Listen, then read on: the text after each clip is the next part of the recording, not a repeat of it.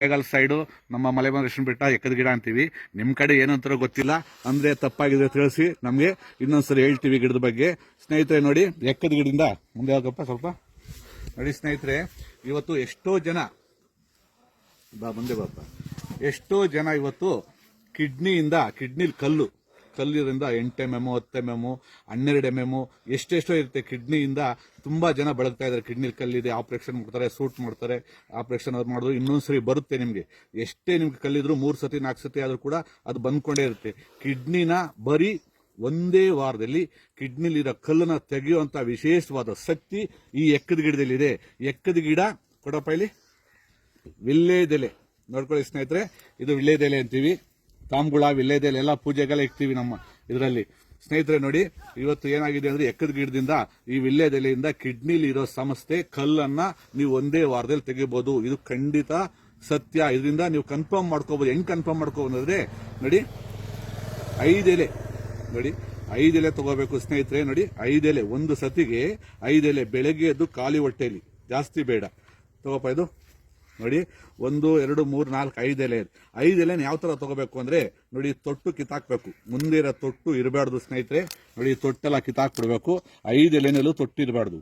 ಈ ತೊಟ್ಟನ್ನ ತೆಗೆದ್ಬಿಟ್ಟು ನಾವು ಗೋಟ್ ಅಡಿಕೆ ಅಂತೀವಿ. ನೋಡಿ ಸ್ನೇಹಿತರೆ, ತೋರಿಸಿ, ಈ ಅಡಿಕೆ ಅಂದ್ರೆ ಕಲರ್ ಕಟ್ಟಿರಬಾರ್ದು, ಸುಮ್ಮನೆ ಬೇಯಿಸಿರ್ಬೇಕು. ಗೋಟ್ ಅಡಿಕೆ, ಈ ಗೋಟ್ ಅಡಿಕೆನ ನೀವು 4 ಭಾಗ ಮಾಡ್ಕೋಬೇಕು. ಒಂದು ಅಡಿಕೆನ, ಗೋಟ್ ಅಡಿಕೆನ 4 ಭಾಗ ಆದಾಗ ನಿಮ್ಗೆ ಈ ತರದ್ದು 1 ಭಾಗ ಆಗುತ್ತೆ.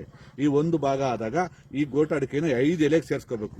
5 ಎಲೆಗೆ ಸೇರಿಸ್ಕೊಬಿಟ್ಟು ನೀವೇನ್ ಮಾಡ್ಬೇಕು ಅಂದ್ರೆ ನೋಡಿ, ಎಕ್ಕದ ಗಿಡ ಅಂದ್ರೆ ತುಂಬಾ ಆಗಿನ ಕಾಲದಿಂದ ವಿಶೇಷವಾದ ಔಷಧಿ ಗುಣ ಇರುವಂತ ಎಕ್ಕದ ಗಿಡ ಇವತ್ತು ನಿಮ್ಗೆ ತೋರಿಸ್ತೀನಿ. ನೋಡಿ ಸ್ನೇಹಿತರೆ, 1 2 3 ಈ ತರ 3 ಮಗ್ ತಗೋಬೇಕು. ಇದು ಉಪಯೋಗ ಇಲ್ಲ. ಈ ತರ ಅರಳಿರೋದನ್ನ 3 ಮಗ್ ತಗೋಬೇಕು. ಆಯ್ತಪ್ಪ?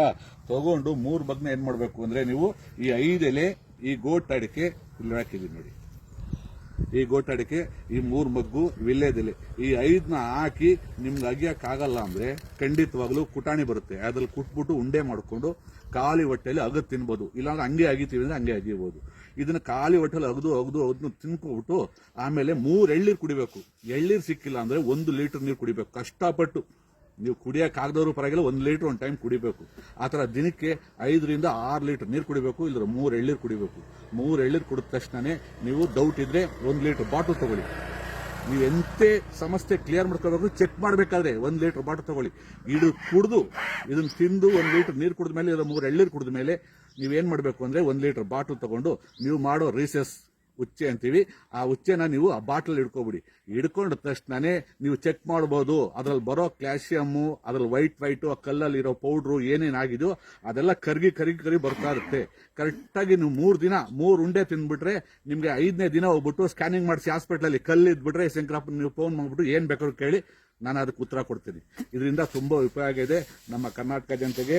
ಇವತ್ತು ತುಂಬಾ ಉಪಕಾರವಂತ ಔಷಧಿ ಗಿಡನ ತೋರಿಸಿದ್ದೀನಿ. ಇದನ್ನ ಮುಂದಕ್ಕೆ ಶೇರ್ ಮಾಡಿ, ಇನ್ನೊಬ್ಬರಿಗೆ ಶೇರ್ ಆಗುತ್ತೆ. ಒಳ್ಳೇದಾಗ್ಲಿ. ಜೈ ಕರ್ನಾಟಕ, ಜೈ ಮಾತೆ.